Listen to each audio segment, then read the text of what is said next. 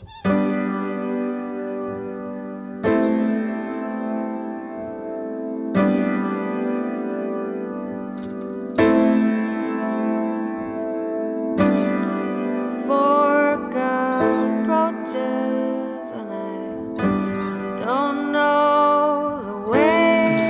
unfortunate. It was sad. The human condition. I mean, here we live in the wealthiest country in the world, and we've got people living in our cities that are on the ground in a dugout,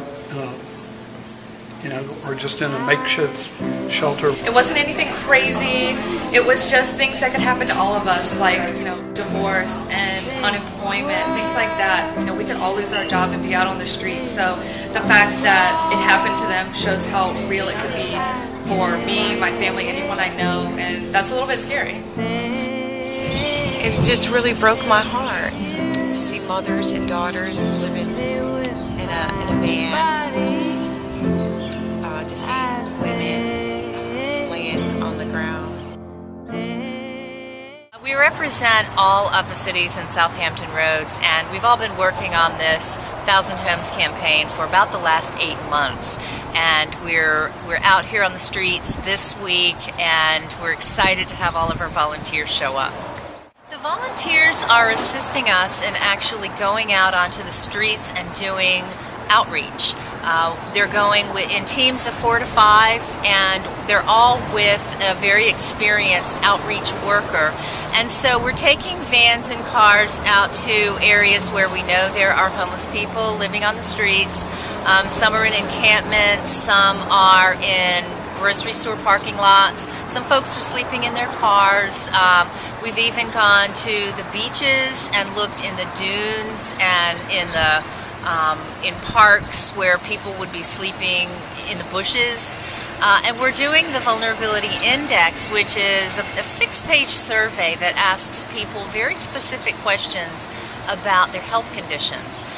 Our goal is to compile all the information that we have through these surveys and prioritize folks who have the most urgent medical needs so that we can score them and prioritize them for housing as soon as it becomes available. These are people that live in our city who have stories, have things going on. One girl was taking classes, other people have jobs, and you hear their names and faces and their stories and everything else. So that was what moved me. Right.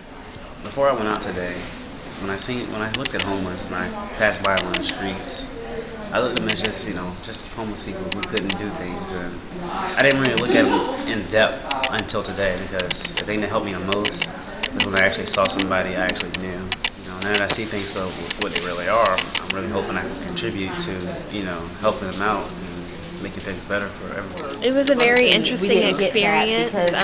Everyone that I spoke to was really willing to talk with us and answer all the questions. We had one person that didn't want to take their picture, but everyone was really open and really nice to talk to, so it was a good experience, very enlightening. It changed me forever. I come to the beach a lot. I come to the beach, especially, of course, in the summertime. I bring my daughters down here.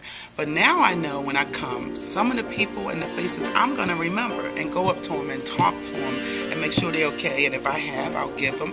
If they just need some water because it's a 90-degree day, then I can do that too, And I think the thing that I'll probably take away the most from this is that could be me so easily.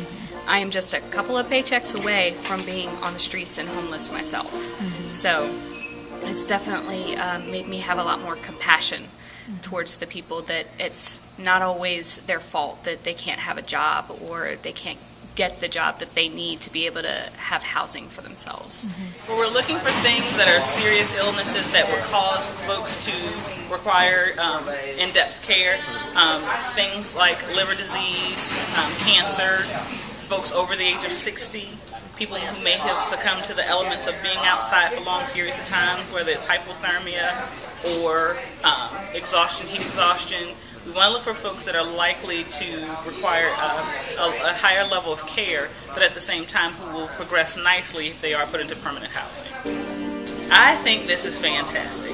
As someone who sees firsthand the benefits of doing outreach, it's wonderful to know that there are people in our community who just for the sake of knowing they're making a difference, are willing to get up, who will commit their time and their efforts to doing this, and most importantly, who are folks who want to be agents for change. We need to see change in our community, and it begins at a grassroots level, just like Thousand Homes.